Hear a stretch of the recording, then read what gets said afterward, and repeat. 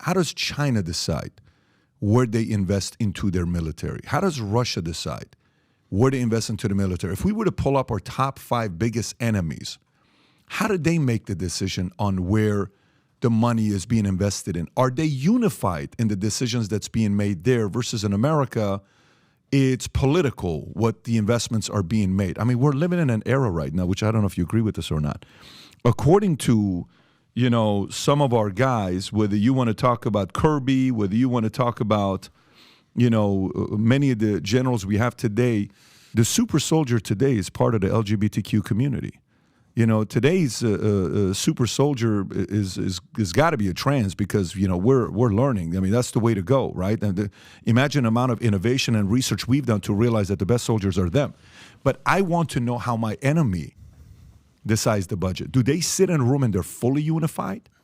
Do they sit in a room and they say, hey, how about we make that company, BlackRock, all this money? How about we get this contract to Raytheon, Northrop Grumman? How about we get these guys that 30 years ago we had 50 different companies that we bought military equipment from. Now they bought each other out. There's only 5 of them left today. Why don't we need that guy's money for campaign distribution. That's the part I have a concern with, because if we're going to make these investments like this, that's going to benefit a company out there, well, we're not really protecting this country. We're just figuring out a way to get reelected and get more campaign donations. Oh, listen, you've broken the code. There's no question about it. And it's useful to just pause for a second and talk about the Chinese dilemma. People are imputing all sorts of things to China right now. They are magically shipping all the fentanyl to the United States. No, they're selling fentanyl to the drug cartels, and it's not the government. It's organized crime in China, actually, that's involved in this. And the organized crime problem in China is enormous. There are 1.4 billion Chinese. And every morning, Xi does not wake up and think about how he can defeat the United States. He wakes up and wonders how he can stay in power, how he can manage this chaotic mess, how he can hold it together. I mean, he just destroyed the shadow banking industry in China. That's beginning to have a terrible effect on the economy because shadow banking was the source of many of the loans that were necessary to sustain growth. They got a growth problem in China. They have a huge corruption problem in China. A few years ago, they arrested and then ultimately executed, as I understand it, the man who was responsible for shipbuilding because he was deliberately overseeing the building of faulty hulls in the PLA Navy.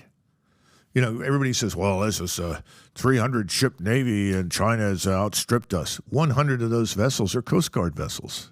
Nobody ever brings that up. Nobody ever brings up the fact that Chinese really don't like to go to sea. They don't want to be out there. It's not a seafaring nation. They have just started a submarine fleet that is nuclear and nuclear capable. Well, we've been doing that since the 1950s. It takes decades to build a force like that, to train the people, to organize them and equip them effectively. China has huge problems just holding itself together. So I think we should set China aside and understand that. It is not this juggernaut that is led in one particular direction. I would see it as a nation that has to feed itself. To feed itself, it has to have commerce. To have commerce, a lot of that has to go over land or over sea. Those things are real, but that doesn't mean that it's a juggernaut bent on war with anybody. Now let's turn to Russia, which is a smaller entity, and it's easier to understand, I think. Putin was responsible for tearing apart, reducing, and trying to modernize the old Soviet military structure. The old Soviet military structure was enormous. They had over 1 million men under arms in just the Soviet army. They had vast stores of equipment. Most of this stuff had long since become obsolete. Mm-hmm. This is the problem when you try to modernize a large force. You can't do it without facing the very high probability that 10 years after you've modernized it, it's hopelessly obsolete and you have no savings with which to do anything else.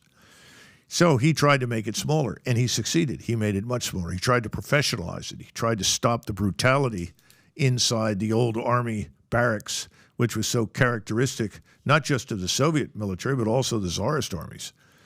He had some success.